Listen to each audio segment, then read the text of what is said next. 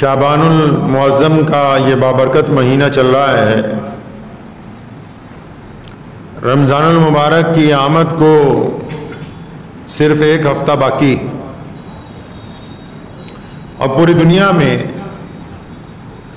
رمضان شریف کی آمد کو لے کے تیاریاں زور شوروں پہ ہیں. مسلمانوں کی جہاں سے ابتدا ہوئی مکہ المکرمہ مدینہ المنورہ سے لے کے دنیا کی تمام مساجد میں مسلمانوں کے گھروں میں رمضان شریف کی آمد کو لے کے ہر بندہ اپنے لحاظ سے تیاری کر رہا ہے. اور رمضان کی تیاری کرنی بھی چاہیے، کیوں نہ کی جائے، کیونکہ یہ ایسا برکت والا مہینہ ہے جس کو اللہ تبارک و تعالیٰ نے اپنا مہینہ بتایا ہے، جس کا تعلق سیدھا اللہ تبارک و تعالیٰ کی ذات کے ساتھ جڑا ہوا ہے. لیکن سوال یہ پیدا ہوتا ہے کہ رمضان کی آمد سے قبل کون سی تیاری کرنی ہے، تیاری ہونی کیسی چاہیے، کون کون سی چیزیں ضروری ہیں جو رمضان سے پہلے تیار کر لی جائیں. اگر ہم گھر میں بیٹھ کے اپنی بیوی بچوں کے ساتھ بات کریں کہ رمضان کی تیاری کریں تو سب سے پہلے کن باتوں کا تذکرہ کیا جاتا ہے، کیا گفتگو ہوتی ہے آج کل؟ گھر والے کہیں گے کہ نہیں، گھر میں وائٹ واش کروا لیتے ہیں، صفائی کا انتظام، کیونکہ سب سے پہلے کوئی بھی جب خوشی کی بات آتی ہے، موقع آتا ہے تو صفائی کے اوپر توجہ دی جاتی ہے، رنگ روگن کے اوپر توجہ دی جاتی ہے، نئے لباس پہ توجہ دی جاتی. رمضان المبارک میں کھانے پینے کی اشیاء کے اوپر توجہ دی جاتی، بہترین چیزیں بنانے کی فہرست جو ہے وہ تیار کی جاتی. لیکن اس بات کی زحمت نہیں اٹھا رہے کہ نبی اکرم صلی اللہ علیہ وسلم کے دور میں رمضان المبارک کی تیاری کیسی ہوتی تھی. اس وقت جب نبی علیہ الصلوۃ والسلام کے وقت میں رمضان آنے والا ہوتا تھا تو حضرات صحابہ کرام رضی اللہ تعالی اجمعین کیا کرتے تھے؟ حضور نبی علیہ الصلوۃ والسلام کا کیا طریقہ کار تھا؟ ہمارے پاس تو جو دین ہے آج کل وہ بناوٹی ہے، ہم خود بھی اپنے آپ کو دھوکہ دینے لگے ہوئے ہیں، دوسروں کو بھی دھوکہ دے رہے ہیں.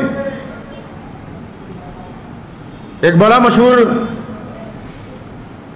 مذاقیہ قصہ ہے کہ وہ ایک صاحب رمضان شریف کے پہلے دن جب اپنی فیکٹری گئے، روزہ تو رکھتے نہیں تھے، آفس سے جب چلے تو راستے میں سے اپنی بیوی کو فون کیا کہ افطاری میں کیا کیا بنا ہے آج؟ تو کہنے لگی آپ نے تو روزہ رکھا نہیں تھا اس لیے افطاری کا کوئی انتظام نہیں کیا. تو کہنے لگا تو ایڈا وڈا کافر سمجھے ہم افطاری بھی نہ کریے،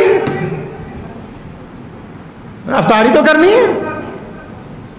یہ ہماری اندرونی صورتحال ہے. رمضان المبارک میں محمد رسول اللہ صلی اللہ علیہ وسلم نے رمضان سے قبل کیا کیا، حضور نبی علیہ الصلوۃ والسلام کیسا رمضان چاہتے ہیں، حضرت ابو بکر صدیق رضی اللہ تعالیٰ عنہ کا کیا طریقہ کار رہا ہے، جب تک اس کو نہیں پہچانیں گے رمضان کا استقبال نہیں ہوگا.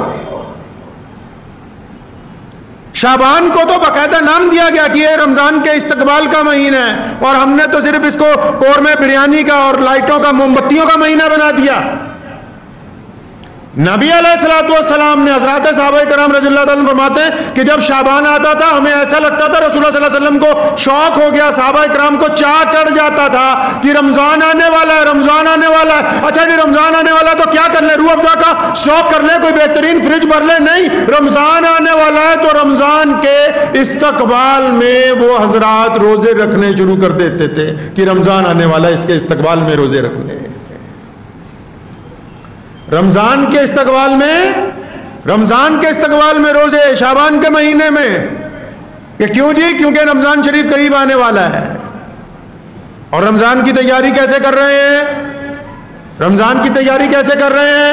ہم تو چلو صفائی سے کر رہے ہیں، وہ اپنی جگہ ضروری ہے، لیکن رمضان کی تیاری جنہوں نے اللہ اور اس کے رسول کے لیے روزہ رکھنا ہے وہ دوسروں سے اپنے تعلقات کو اچھا بنا کے رمضان کی تیاری کرتے ہیں، وہ دوسروں کی غیبتیں بند کر کے رمضان المبارک کی تیاری کرتے ہیں. وہ غریب اور مسکین جو ان کے دائرے عمل میں ہیں، جو ان کے اختیار میں ہیں، جو ان کے بھائیوں میں سے، جو ان کے پڑوسیوں میں سے، جو ان کے رشتہ داروں میں سے، جو ان کے جاننے والوں میں سے، جن کے گھر میں ساز و سامان مکمل نہیں ہے، وہ چپکے سے ان تک صدقات زکوٰۃ رمضان سے پہلے پہنچا کے رمضان کی تیاری کرتے ہیں. ہم تو اس چکر میں کہ رمضان آئے گا تو پھر کسی کو کچھ دیں گے. اسلام نے کہا کہ رمضان سے پہلے. ساڈے دا رواج ہے نا کہ مولوی نو یا حافظ نو جڑا قرآن سنائے گا انہوں سوٹ بھی دینا ہوئے تے چاند رات نو دیو جا کے وہ بھی نہ سوا کے پالوے نال دی نال. نبی اکرم صلی اللہ تعالی علیہ وسلم نے طریقہ کار طے کیا مسلمانوں کے لیے. بھی کرنا کیا ہے؟ رمضان آ رہا ہے, اچھا روٹے وہ کو مناؤ جا کے. رمضان آ رہا ہے تو جو دشمنیاں ختم ہو سکتی ہیں ان کو ختم کر لو. رمضان آ رہا ہے تو تمہارا پڑوسی اگر کمزور ہے چپکے سے جا کے اس کی مدد کر دو. رمضان آ رہا ہے تمہاری بہن اگر پریشان ہے تو اس کی پریشانی کا حل کر دو. رمضان آ رہا ہے تو جس مسجد کے اندر تم نماز پڑھتے ہو تو تمہارے نمازیوں میں جو اختلافات ہیں, جو دو گروہ بنا رکھے ہیں, ان 2 گروہوں کے اندر صلح کروا دو. یہ رمضان کی آمد کا استقبال. یہ صرف خوبصورت در و دیواریں رمضان کو خوبصورت نہیں بنا سکتی جب تک وہ دلوں کے اندر جو کوڑا ہے, دلوں کے اندر جو کرکٹ ہے, دلوں کے اندر جو برائی بھری ہوئی ہے, جب تک آپ اس کو صاف نہیں کریں گے تب تک رمضان کا استقبال نہیں ہو سکتا ہے. اور اس کے ساتھ ساتھ صرف یہی نہیں کہ دلوں میں سے برائی دور کرنی ہے, یہی نہیں کہ صرف غریب کی مدد کرنی ہے, یہ بھی کہ جن پر ظلم ہوا ہے ان کا ساتھ دینا ہے, کہ جن کے ساتھ زیادتی ہو رہی ہے ان کا ساتھ دینا ہے. وہ کیسے ایماندار ہو سکتا ہے کہ کسی کے پڑوسی کے اوپر ظلم ہو, تشدد ہو, اور وہ کہے جی میں نماز پڑھنے کے لیے جا رہا ہوں, تو اس سے بڑا بے نمازی اور کون ہو سکتا ہے دوسرا بندہ. استقبال رمضان کے اندر سب سے پہلے اپنے دل کی صفائی کو رکھیں, اپنے دل کی صفائی کو رکھیں. دل کی صفائی میں سب سے پہلے ماں باپ کی اطاعت اور جو فرما برداری ہے وہ سب سے زیادہ ضروری ہے. اگر یہ بھی مان لیا جائے کہ کچھ لوگوں کے والدین تلخ مزاج کے ہیں, تب بھی قرآن پاک نے کہا کہ ان کے آگے اف نہ کرو. تب بھی اللہ تبارک و تعالیٰ کا, رسول اللہ کا حکم ہے کہ ان کی اطاعت اور فرما برداری ہونی چاہیے. کئی لوگ ایسے ہیں جو چاہتے تو ہیں کہ ہم فلاں فلاں کام کریں گے, لیکن دیر سے پہنچائی گئی مدد, دیر سے کی گئی امداد وہ بھی اس زمرے میں نہیں آتی. اگر کل ایک صاحب مجھے ملے, لیکن مجھے ان کی بات اس لیے اچھی لگی, انہوں نے ثواب کی نیت سے کہا کہ رمضان آئے گا تو یہ فلاں پیسے خرچ کیے جائیں, لیکن رمضان سے پہلے اگر رمضان کی نیت سے اس لیے خرچ کیے جائیں کہ فلاں غریب آدمی کا بھی رمضان اچھا ہو جائے تو رمضان کے جتنا ہی ثواب اس کو ملے گا. اگر اس انتظار میں ہے کہ نہیں, اچھا پھر سب سے بڑی بات محمد رسول اللہ صلی اللہ علیہ وسلم نے ہمیں حکم دیا کہ رمضان میں عزت نفس کا خیال رکھا جائے, یعنی دوسرے بندے کو شرم محسوس نہ ہو,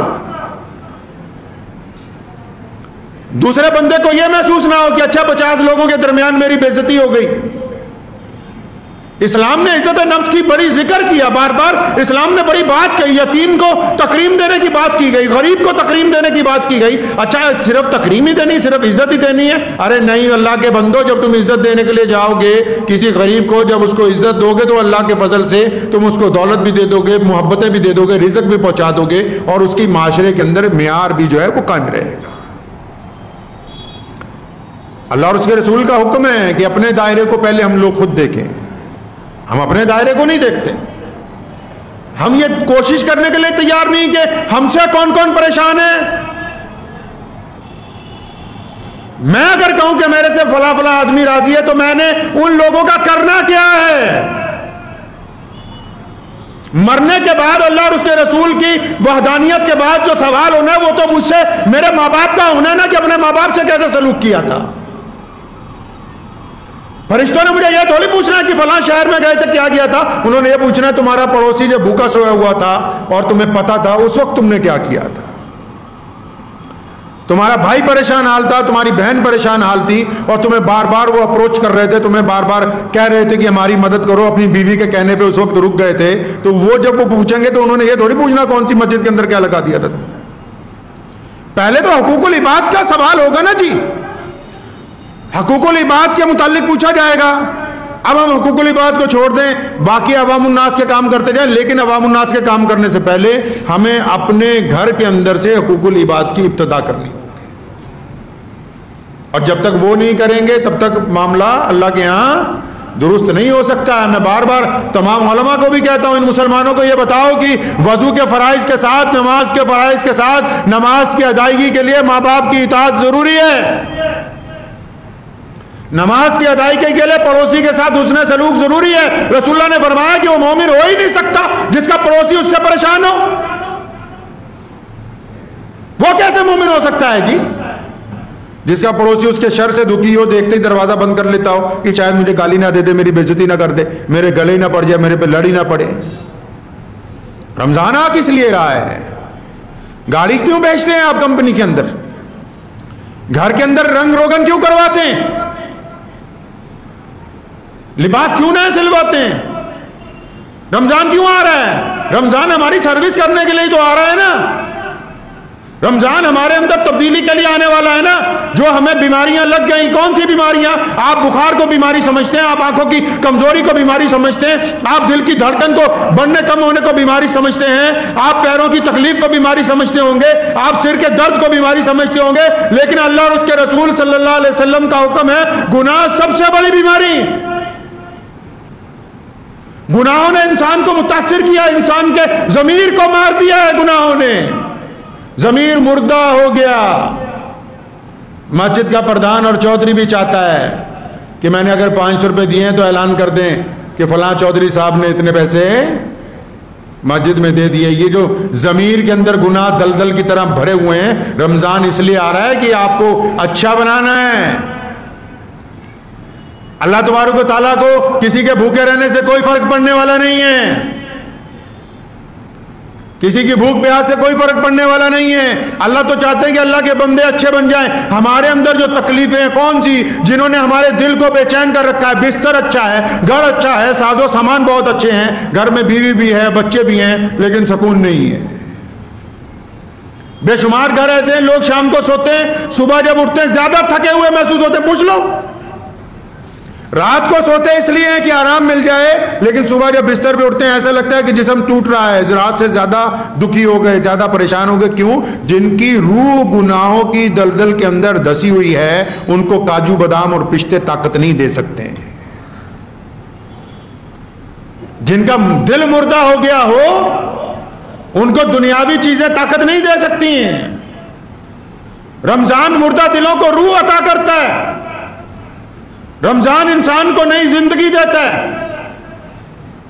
اس کی ابتدا بندے سے خود کرتا ہے رمضان۔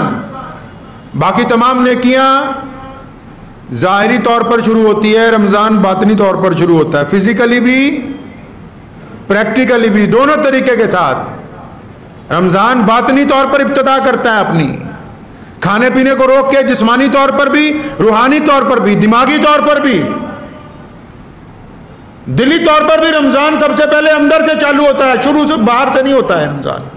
رمضان کے لیے وضو کی ضرورت نہیں ہے، سجدہ کرنے کی ضرورت نہیں ہے، رمضان کے لیے اذان نہیں دی جاتی۔ رمضان کی ابتدا دل سے ہوتی ہے، بندے کو احساس ہوتا ہے کہ میں نے روزہ رکھا ہے، میں جھوٹ نہیں بول سکتا، میں نے روزہ رکھا ہے، میں فلاں کی بیٹی کے ساتھ گندا ارادہ نہیں کر سکتا، میں نے روزہ رکھا ہے، سڑک پر چلنے والی عورتوں کو میں بری نگاہ سے نہیں دیکھ سکتا، میں نے روزہ رکھا ہے، میں اپنی تکڑی کے اندر غلط نہیں تول سکتا، میں نے روزہ رکھا ہے، میں دوسرے کے ساتھ ٹھگی نہیں مار سکتا۔ رمضان کی ابتدا تو اندر سے ہوتی ہے، باہر سے نہیں ہوتی۔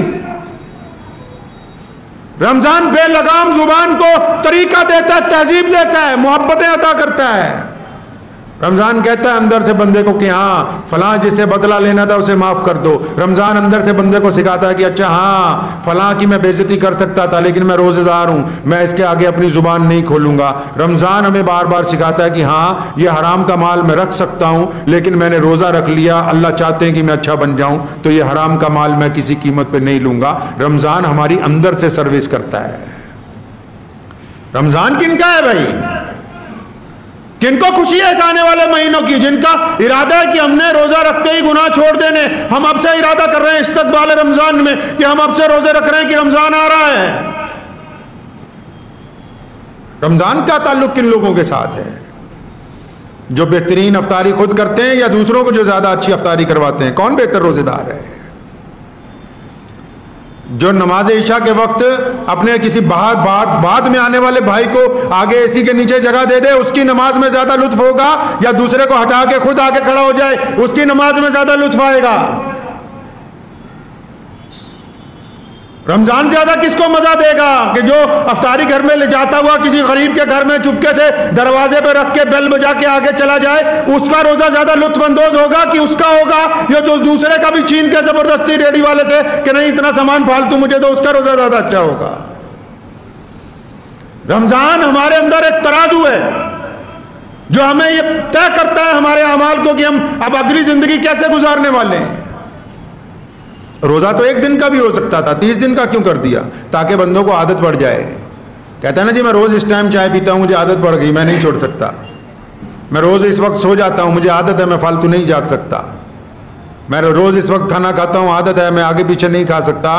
تو یہ 30 روزے بھی اس لیے آئے تاکہ آپ کو، مجھے، ہم سب کو نیکی کی عادت پڑ جائے،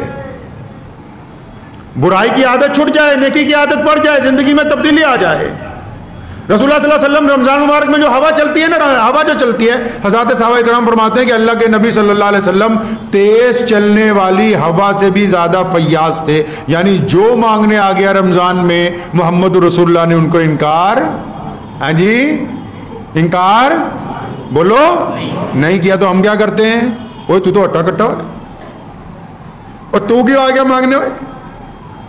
یہ جتنے مسجدوں میں بیٹھے ان کو کہہ رہا ہوں، جن کو غلط فہمی ہو گئی کہ ہم مسجد کے نہیں پتہ نہیں ملک کے پردھان بن گئے ہیں، نوکر ہیں یہ اللہ کے گھر کے نوکر، اور ان کا اتنا دماغ خراب ہے یہ نوکر مالک بن گئے مسجدوں کے، اور اللہ کا جو مہمان آیا اس کو نوکر سمجھتے ہیں۔ یہ بتائیں گے کہ کس وقت پنکھا چلے گا کس وقت نہیں چلے گا، یہ طے کریں گے کہ روزے دار مسجد میں آرام کر سکتا ہے یا نہیں کر سکتا، یہ طے کریں گے کہ کون مسجد میں آ کے کھانا کھا سکتا ہے کون نہیں، یہ طے کرتے ہیں بیٹھ کے۔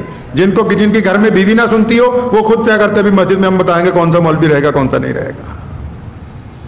اگر اللہ نے خدمت دی ہے تو خادموں کی طرح رہیں۔ پکڑ ہوگی قیامت والے دن، جس کے نیچے کوئی ماتحت ہوا، چاہے کوئی مالک ہے چاہے کوئی افسر ہے، جس کے نیچے کوئی ماتحت ہوا، اور بالخصوص حدیث پاک میں آتا ہے، حدیث کا مفہوم ہے جس کے نیچے کوئی ماتحت ہوا اور وہ اپنے ماتحتوں سے سختی کرتا رہا، اور رمضان میں بھی سختی کرتا ہے۔ پوچھا جائے گا قیامت والے دن کیا بات، تمہیں 10 آدمیوں کے اوپر حکمران بنایا تھا، تم انہی کی عزت پامال کرتے رہے، تم انہی سے زور زبردستی کرتے رہے، تم انہی سے ساتھ زیادتی کرتے رہے، نہیں اس وقت گھر نہیں جانے دوں گا، جبکہ اگلے کو ضرورت تھی، لیکن کیونکہ تم اس کے اوپر افسر لگے ہوئے تھے اس کو مجبوراً تمہارا کہنا ماننا پڑا۔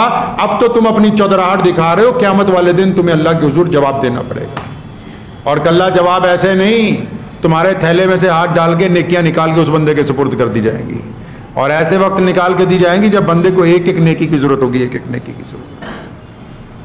رمضان آ رہا ہے، اپنا مزاج بدلنا ہوگا، ہمیں اپنا وتیرہ بدلنا ہوگا۔ رسول اللہ صلی اللہ علیہ وسلم نے ہمیں بانٹنے کی تربیت فرمائی، مانگنے کی نہیں۔ آپ نے سنا ایک مشہور صحابی کا قصہ، متعدد مرتبہ میں نے آپ کو یاد دلایا۔ ایک صحابی رسول صلی اللہ علیہ وسلم کے پاس آئے، یا رسول اللہ کچھ بھی نہیں کھانے پینے کو، مطلب یہ ہے کہ کچھ مدد کر دی جائے۔ اللہ کے نبی علیہ السلام نے فرمایا کیا ہے؟ فرمایا یا رسول اللہ بس ایک چادر بچی ہے، لے آؤ۔ چادر بھی کیسی پرانی پھٹی ہوئی چادر، کمبل لوئی۔ مسجد نبی میں حضرات صحابہ کرام کے سامنے رسول اللہ نے چادر پکڑی، فرمایا کون ہے جو اس کی بولی لگائے، اچھے پیسے دے دے۔ چادر تو بے قیمت تھی لیکن رسول اللہ کے ہاتھ میں، کسی نے کہا 1 دینار، کسی نے کہا 2 دینار۔ 2 دینار اس وقت کی بہت بڑی قیمت ہے، تو رسول اللہ صلی اللہ علیہ وسلم نے 2 دینار میں دی۔ اب اس آنے والے کو وہ 2 دینار دیے، فرمایا بازار جاؤ، ایک کٹورا خرید کے لاؤ، ایک کلاڑی خرید کے لاؤ۔ وہ کٹورا اور کلاڑی خرید کے لایا، نبی علیہ الصلوۃ والسلام نے اپنے مبارک ہاتھوں سے اس کلاڑی کے اوپر دستہ لگایا اور اسے دی، فرمایا جنگل جاؤ، لکڑیاں کاٹو، منڈی میں بیچو، اس کٹورے میں کھاؤ، مانگنا نہیں ہے کسی سے۔ یہ مسلمانوں کو بتا رہا ہوں۔ ایک ہفتے بعد وہ صحابی آئے، یا رسول اللہ اتنے پیسے ہو گئے ماشاءاللہ، پورے گھر والوں کے بسترے بن گئے، اتنا کما لیا ہے۔ امی عائشہ رضی اللہ عنہا کو رسول اللہ نے فرمایا کہ اگر میں گھر پہ نہیں ہوں، کوئی مانگنے والا آ جائے، خالی نہیں جانا چاہیے۔ ہمیں رسول اللہ صلی اللہ علیہ وسلم نے مانگنے کی تعلیم نہیں دی، فرمایا کماؤ، خود بھی کھاؤ، دوسروں کو بھی کھلاؤ۔ مسلمان پوری دنیا میں زندہ قوم ہے۔ رمضان المبارک میں ہم اسی نیت کے ساتھ کہ محمد رسول اللہ نے تعلیم دی ہے کہ رمضان میں بانٹو، اس نیت کے ساتھ بانٹ رہے ہیں تو رسول اللہ کی سنت ادا ہونے کا ثواب مل رہا ہے۔ اور جن چودھری بیٹھے پوچھ رہے تو یہ نہیں کرتا, تو وہ نہیں کرتا. اللہ کے بندے, اللہ نے اگر تجھے بٹھائی دیا ہے کسی اپنے گھر میں, تو آنے والوں کو اللہ کا ملازم بن کے ملنا چاہیے کہ اللہ کے مہمان ہیں.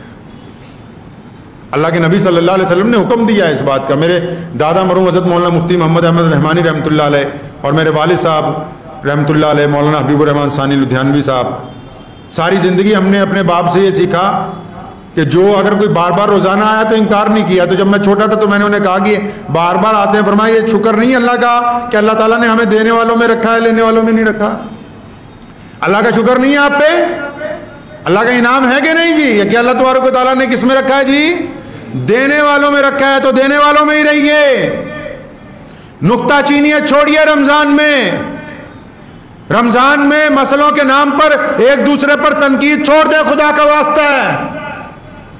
رمضان میں کس کا پاجامہ نیچا, کس کی مونچھیں بڑی ہیں, یہ آپ کا کام نہیں ہے, یہ ممبر پر بیٹھنے والے کا کام ہے, اور وہ بھی اجتماعی طور پر, انفرادی طور پر نہیں ہے. آپ کو نہیں حق پہنچتا کہ آپ کسی مصلی کا اسپیشل 50 لوگوں کے درمیان میں اس کی بے عزتی کرنے کی کوشش کریں. آپ کو حق نہیں پہنچتا کہ رمضان میں آپ بچوں کو یہ کہیں کہ تم مسجد تک نہیں آ سکتے. آپ کو یہ حق نہیں پہنچتا کہ آپ رمضان میں کسی کو یہ بولیں کہ آپ مسجد کے اندر افطاری کرنے کیسے پہنچ گئے. آپ رمضان میں خدا کا واسطہ ہے اپنی زبان کو اللہ کے متحد کریں, اپنی آنکھوں کو اللہ کے متحد کریں, اپنے ہاتھوں کو اللہ کے متحد کریں, اپنے پاؤں کو اللہ کے متحد کریں. پوچھے بار بار اللہ کے نبی صلی اللہ علیہ وسلم سے کہ ہم رمضان میں کیسے بولیں, تو پتہ لگے گا کہ رمضان میں بولنا نہیں, قرآن پڑھنا ہے. ہم رمضان میں کیسے دیکھیں, پتہ لگے گا آنکھیں جھکا کے چلنا ہے. پھر پوچھا جا کے اللہ کے نبی صلی اللہ علیہ وسلم سے کہ یا رسول اللہ ان ہاتھوں کا کیا کرے رمضان میں, تو بخاری اور مسلم جواب دیتے کہ ان سے غریبوں کی مدد کرنی ہے, ان سے ظالم کے پنجے میں پنجہ لڑانا ہے, ان سے مظلوم کو اٹھا کے اپنی چھاتی کے ساتھ لگانا ہے. یہ کسی کو دھکا مارنے کے لیے نہیں بنائے گئے ہیں, یہ کسی کے ساتھ زیادتی کرنے کے لیے, کسی کو گرانا کمال نہیں ہے, گرتے ہوئے کو اٹھا لینا کمال کی بات ہے.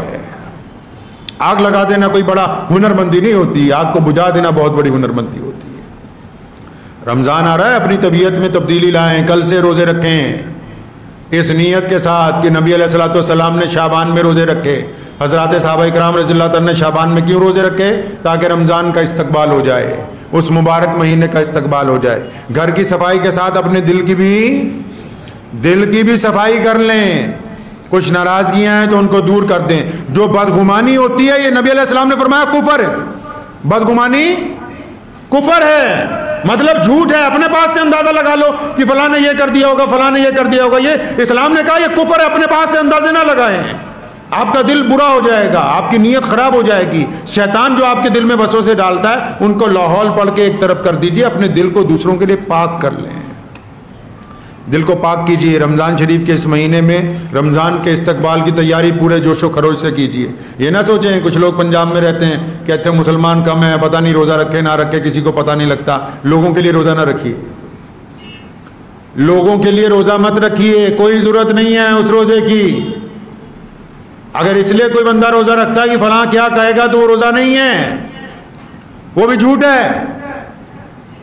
لوگوں کو دکھانے کے لیے نماز نہیں ہے, لوگوں کو دکھانے کے لیے زکوٰۃ صدقات نہیں ہے. اپنا معاملہ اللہ سے درست کر لیں, بس اللہ معاف کرنے کے لیے تیار ہے. اور رمضان کریم میں تو اللہ تبارک و تعالیٰ بار بار اپنے بندے کی طرف دیکھتے ہیں کہ ایک قدم آئے تو میں اس کا بازو پکڑ کے اپنی طرف کھینچ لوں. اب کھینچیں گے کیسے؟ اللہ کو تو صرف دل وہ پسند ہے جو غم زدہ ہوں لیکن ان کے دل میں اپنے بھائیوں کے لیے برائی نہ. دل وہ پسند ہیں جو ماں باپ کی اطاعت کرتے ہوں, ماں باپ کے لیے دشمنی ان دلوں کے اندر نہ. دل وہ پسند ہے چاہے جیب میں پیسے کم ہوں لیکن رزق حلال ہو. وہ کم ہونے کے باوجود بھی اگر کسی کی مدد کرنے کی ضرورت پڑ جائے تو اتنا بہترین مزہ افطاری میں, بہترین قورمے, بریانیاں اور روح افزا کی بوتلوں کے ساتھ نہیں آئے گا اگر کسی دن پوری کی پوری افطاری کسی ایسے بندے کو دے دیں جس نے رمضان میں کبھی ڈھنگ سے افطاری نہ کی ہو, تو اس کے بعد ایک خالی گلاس پانی سے روزہ کھول لیں تو جو لطف روح کو اس وقت میسر ہوگا وہ بہترین دسترخوان کے اوپر نہیں ہو سکتا ہے. مردہ دل کو زندہ کیجئے, دلوں کو زندہ کیجئے. خدا کا واسطہ ہے, رمضان آ رہا ہے, تانوں سے توبہ کیجئے. رمضان آ رہا ہے, مسجدوں میں لوگوں کے اوپر سختی نہ کریں. رمضان آ رہا ہے, ایک دوسرے کے اوپر فتوے بازی نہ کریں.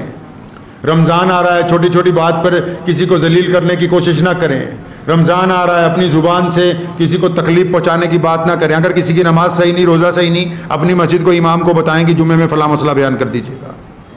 اسلام نے کہا ہے کہ انفرادی طور پر اگر کسی کی تربیت کرنی ہے تو الگ اس کے گھر جا کے، وہ بھی وہ بندہ جس کو وہ برا نہ مانے. ہماری ہٹ دھرمیوں نے، ہماری گنڈا گردیوں نے بتھیروں کو گناہ کے اوپر مستقل کر دیا. وہ کہتا نہیں، تو نے مجھے چھیڑا اس لیے میں اس گناہ کے اوپر یہیں کھڑا رہوں گا، میں ہٹوں گا نہیں پیچھے. وہ اکیلا اس گناہ کے اندر شریک نہیں، ہم بھی ساتھ میں برابر کے شریک، کیونکہ ہم نے زیادتی کی ہے، ہم نے ظلم کیا ہے. ظلم کرنے والوں میں سے نہ بنے. رمضان المبارک کا استقبال اس کی شان کے مطابق ہونا چاہیے. یہاں پنجاب میں رواج چلا کئی سال پہلے، اب تھوڑا سا کم ہو گیا. وہ کہتے اپنے اپنے کمروں پہ ایک ایک حافظ بلا لو، بس وہیں تراویحیں پڑھ لیں گے. آج ذرا 10 منٹ زیادہ ہو جائیں گے تو جی وہیں تراویح پڑھ لیتے ہیں. مسجد میں جانے کی کیا ضرورت ہے؟ یہ مسجد جو ہے نا، کوئی بھی مسجد دنیا کی، آپ کو نہیں پتا یہ ہے تو اینٹ پتھر، لیکن حدیث پاک میں آتا ہے کہ یہ اپنے نمازیوں کے لیے دعا کرتی ہے، اور پھر اس کو غصہ بھی آتا ہے. جو اس کو ویران کرتے ہیں ان کے لیے بد دعا بھی کرتی. پڑھ لیجئے بخاری شریف کی حدیث. دعا بھی کرتی ہے، بد دعا بھی کرتی ہے. اس لیے اپنی مسجد کو آباد کر لیں. اور وہ لوگ بھی سنیں آج کے جمعے میں جن کو شوق ہے 3 دن میں قرآن سن لینا ہے، 11 دن میں سن لینا ہے. قرآن پاک کی جو نعوذ باللہ لائیو بے ادبی شروع کی ہے اب ان مسلمانوں نے، چپ ہیں، چنگے مولوی چپ ہے. 3 دن میں کون سا قرآن ضروری ہے تراویحوں میں ختم کرنا؟ حدیث پاک میں تو آیا کہ پورے رمضان نماز تراویح میں قرآن پاک سنا جانا چاہیے. تو یہ 3 دن میں، باقی انہوں نے 27 دن کہاں جانا ہے جی؟ اور 3 دن میں جو نالائق لوگ انتظام کرتے ہیں، اللہ کے غضب کو پکارتے رمضان کے مہینے میں، آپ ان کی حالت دیکھ لیجئے جا کے. امام نیت باندھتا ہے، یہ نعوذ باللہ باہر بیٹھ کے بیڑیاں پھونک رہے ہوتے ہیں. وہ جب 1 گھنٹے بعد کہتا ہے اللہ اکبر رکوع میں، تو دوڑ کے سارے جا کے نیت باندھ لیتے ہیں. ایسے بدماشوں کے چھترول پھرنی چاہیے. تمہیں یہ گنڈا گردی نظر نہیں آتی؟ تمہیں غیر مسلموں کی تو نظر آ جاتی کہ فلاں بندہ نعوذ باللہ قرآن پاک کی بے ادبی کر رہا ہے، فلاں نے قرآن پاک کے متعلق یہ کہہ دیا. یہ بدماشی نظر نہیں آ رہی؟ یہ جو 3 دن میں 11 دن میں قرآن پاک کی بے ادبی کر رہے ہیں، یہ گنڈے نظر نہیں آ رہے؟ ساری کی ساری مسجد باہر سڑک پر پھر رہی ہے، 3 صفیں کھڑی ہیں، امام سنا رہا ہے، 3 دن میں قرآن ختم ہونا ہے جی، حافظ ریل آئے ہوئے ہیں جی، اللہ اکبر. پوچھا نہیں کبھی حضور اکرم صلی اللہ علیہ وسلم سے بھی یہ جو تماش بینی ہو رہی ہے اسلام میں، یہ اس لیے بنائی ہے مسجد؟ ہمارے یہاں بھی شہر میں ایک ہے، انہوں نے شروع کیا جی 3 دن میں قرآن پڑھنا. بھائی جانا کہاں ہے باقی کے 27 دن؟ کیا باقی کے 27 دن تراویحیں معاف ہو گئی ہیں؟ اور یہ 3 دن کا قرآن ہے کہ بعد میں پیچھے کھڑے ہو کے تم بدماشی کرتے رہو، رکوع کو رکھا کے نیت باندھ لو. پھر یہ پوچھتے ہیں کہ مصیبت کیوں آئی؟ قرآن پاک کے ساتھ نعوذ باللہ گستاخی کر کے پھر جا کے پیر جی کو پوچھیں گے جی پیر جی گھر میں بڑی پریشانی ہے، کیوں آئی؟ تو کر کیا رہا ہے یہاں رمضان میں؟ پھر یہ جا کے بڑے بڑے بزرگوں کو جا کے کہتے ہیں جی سر پہ ہاتھ رکھ دو ہمارے. وہ 200 سر پہ ہاتھ رکھوا لے جو نعوذ باللہ اللہ کے قرآن کی بے ادبی کرتا ہو. وہ جس نے اللہ سے دشمنی مول لے لی رمضان المبارک کے مقدس مہینے میں، وہ چاہتا ہے کہ میرے سر پہ ہاتھ کوئی مولوی رکھ دے، اس کا بیڑا پار ہو جائے. اسلام میں ایسے بیڑے پار نہیں ہوتے. رمضان کو اگر گزارنا ہوگا تو صرف اور صرف محمد الرسول اللہ صلی اللہ علیہ وسلم کے طریقے سے گزارنا ہوگا. کسی کا نیا ایجاد کیا ہوا طریقہ اللہ تعالیٰ کے حضور قابل قبول نہیں ہوگا. کان کھول کے سن لیں وہ لوگ جو چاہتے ہیں کہ رمضان کو ہم اپنے طریقے سے گزاریں گے. نہیں، رسول اللہ کا حکم ہے کہ نماز میں آخری پہر میں رات کے نماز پڑھو، جو تراویح کی نمازیں ہیں. رسول اللہ کا حکم ہے جماعت سے نماز پڑھیں. رسول اللہ کا حکم ہے روزہ دار روزہ رکھے تو پھر اس کے بعد جھوٹ نہ بولے. رسول اللہ کا حکم ہے کہ روزہ دار روزے کو پھاڑے نہیں، مطلب اپنی کام سے کوئی ایسا کام نہ کرے جس سے روزہ ٹوٹ جائے. وہ کھانا پینا نہیں ہے، وہ نعوذ باللہ گالی دینا ہے، وہ گندگی کے ارادے کرنا ہے، وہ کسی کے ساتھ نعوذ باللہ زنا کا ارادہ کرنا ہے، بے ایمانی کا ارادہ کرنا ہے، کسی کے ساتھ ٹھگی کا ارادہ کرنا ہے. تو رمضان کس کے طریقے سے گزارنا ہے بھائی؟ پیارے نبی محمد الرسول اللہ صلی اللہ علیہ وسلم کے طریقے سے. دعا کیجئے کہ اللہ تعالیٰ ان باتوں پہ مجھے بھی اور آپ سب کو عمل کرنے کی توفیق عطا فرمائے. وآخر